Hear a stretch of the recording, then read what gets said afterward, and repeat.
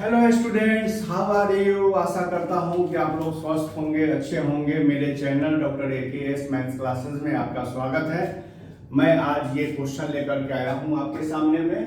Question है कि population of a city in 2020 was this much if in 2021 there is an increment of 5% बढ़ गया, इन 2022 there is decrement 10% घट गया, 10% घट गया, and 2023 there is an increment of 15% फिर बढ़ गया 15%। Then find the population at the end of 2023।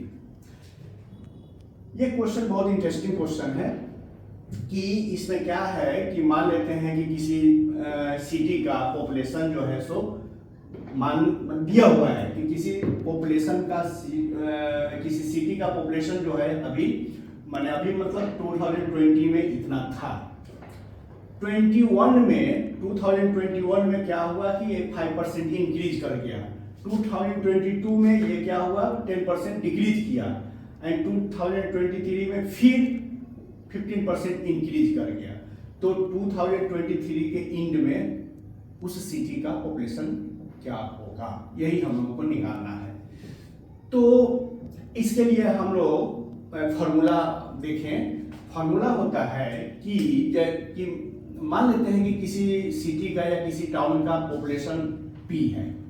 मान लेते हैं कि किसी टाउन का पॉपुलेशन P है, और क्या है कि एक साल पॉपुलेशन बढ़ गया, फिर दूसरे साल पॉपुलेशन बढ़ गया, फिर तीसरे साल पॉपुलेशन घट गया, कभी बढ़ा कभी घटा, कभी बढ़ा कभी घटा। तो इस तरह से अगर मान लेते हैं कि फर्स्ट ईयर पॉपुलेशन R1% बढ़ गया, सेकेंड ईयर पॉपुलेशन R2% बढ़ गया, second year third year population R3% बढ़ गया। तो 3 साल के बाद प्रथम ईयर R1% इंक्रीज किया, द्वितीय वर्ष R2% इंक्रीज किया, और तृतीय वर्ष R3% इंक्रीज किया। तो 3 साल के बाद उस सिटी का पॉपुलेशन क्या होगा। तो उसके लिए हम लोग ये फॉर्मूला लगाएंगे।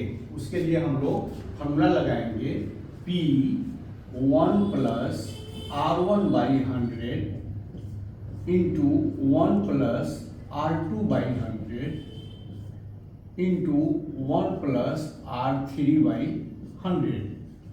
अगर चौथा साल भी होगा तो इसी तरह से, पांचवा साल होगा तो इसी तरह से हम लोग आगे बढ़ेंगे। अच्छा, तो ये इंक्रीज हुआ। मान लेते हैं कि अगर डिक्रीज कर रहा है, अगर फर्स्ट ईयर R% डिक्रीज कर गया, सेकेंड ईयर भी R2% डिक्रीज किया, थर्ड % भी R3% डिक्रीज किया, तब हम लोग क्या करेंगे, यहाँ प्लस की जगह माइनस कर देंगे। तो ये 3 साल के लिए है, 4 साल 5 साल अगर रहेगा तो भी निकाल सकते हैं। तो मेन यही फॉर्मूला होगा, इसी को हम लोग याद करेंगे और तब आगे इस सम को बनाते हैं। इस सम को बनाने के लिए क्या होगा कि then find the population at the end of 20 year। हम लिखेंगे कि population at the end of 2023 will be क्या P। तो P हमारा ये हो जाएगा 160 इंटू 1। अच्छा, अब देखिए इन 2021 देयर इज एन इंक्रीमेंट माने बढ़ा, तो प्लस होगा, प्लस R1 कितना 5%, तो 5/100। Okay, now in 2020 next year there is decrement 10%, घट गया। तो घट गया तो हम तो माइनस लगाना पड़ेगा ना, 1 minus 10/100।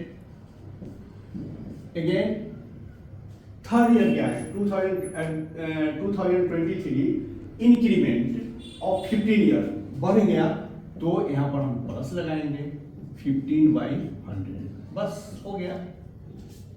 अब इसको सिंप्लीफाई करते हैं, हो जाएगा आंसर।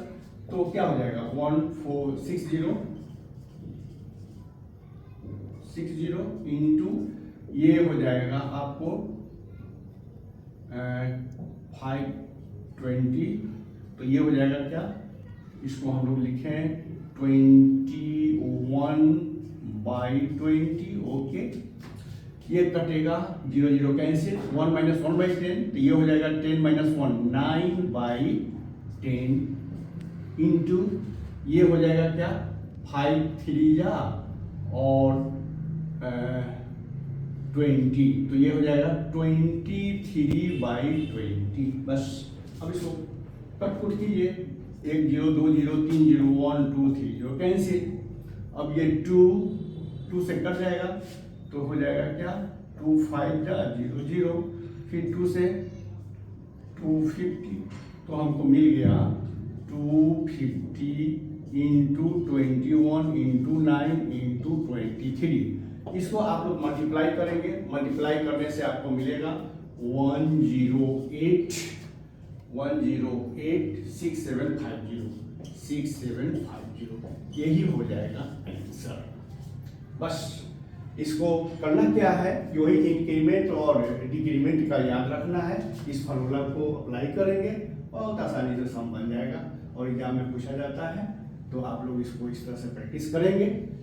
वीडियो यदि अच्छा लगा हो तो लाइक करें, शेयर करें और सब्सक्राइब भी करें और कमेंट भी करें।